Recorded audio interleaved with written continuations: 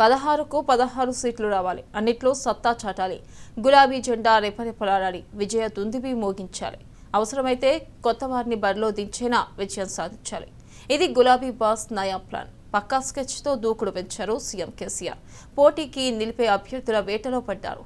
గెలిపే లక్ష్యంగా అభ్యర్థులను ఫైనల్ చేస్తున్నారు. అయితే ఎవరెవరికి టికెట్లు దక్కే ఛాన్స్ ఉంది? Let's watch the story. ముందస్తు అసెంబ్లీ ఎన్నికల్లో తిరుగులేని విజయాన్ని సొంతం చేసుకున్న గులాబీ పార్టీ సార్వత్రిక ఎన్నికల్లో సత్తా చాటాలని భావిస్తోంది. 16 ఎంపీ స్థానాలను గెలుచుకునేందుకు పక్కా ప్లాన్తో ముందుకెళ్తోంది.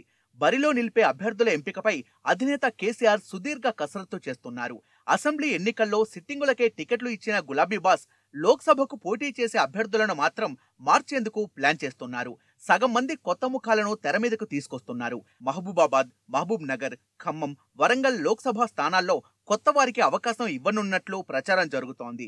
మహబూబాబాద్ నుంచి సిట్టింగ్ ఎంపీ సీతారాం నాయక్ స్థానంలో రెడ్డియా నాయక్ కూతురు కవితకు ఇచ్చే అవకాశం ఉంది. ఖమ్మం నుంచి పొంగులేటి శ్రీనివాస్ను తప్పించేందుకు తుది నిర్ణయం తీసుకున్నట్లు అధికార పార్టీలో చర్చ సాగుతోంది. అసెంబ్లీ ఎన్నికల్లో పొంగులేటి పార్టీ అభ్యర్థుల ఓటమికి ప్రయత్నించారని ఓటమి చెందిన నేతలు అధిష్టానానికి ఫిర్యాదు చేశారు.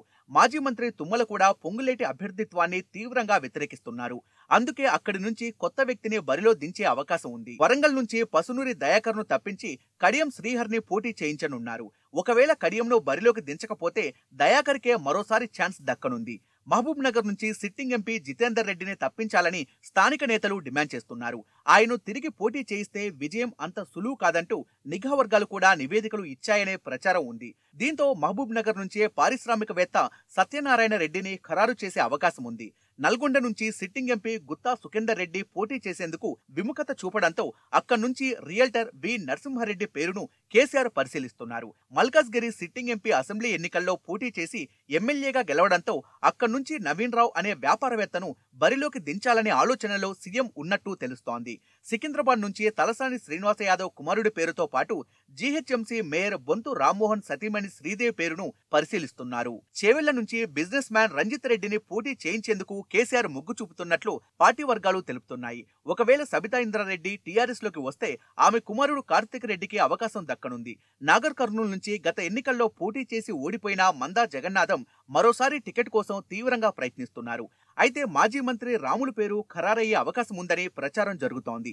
పెద్దపల్లి నుంచి వివేక్ పేరుపై కేసీఆర్ ఇంకా ఊగిసలాటలో ఉన్నారు. ఆయనకు టికెట్ ఇవ్వొద్దంటూ జిల్లాలో మెజార్టీ ఎమ్మెల్యేలతో పాటు మంత్రి కొప్పుల ఈశ్వర్ కూడా సీఎంకు విజ్ఞప్తి చేశారు. దీంతో పెద్దపల్లి టికెట్ పై సీఎం ఏ నిర్ణయం తీసుకుంటారనే ఆసక్తి నెలకొంది.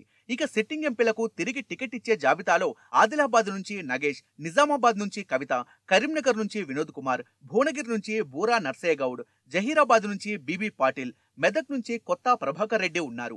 మిగతా స్థానాల్లో మాత్రం కొత్త వారికి అవకాశం ఇచ్చేందుకు గులాబీ బాస్ మొగ్గు చూపుతున్నారు. చివరికి ఎంతమంది కొత్త వారికి అవకాశం దక్కుతుందన్నది ఇప్పుడు ఆసక్తికరంగా మారింది.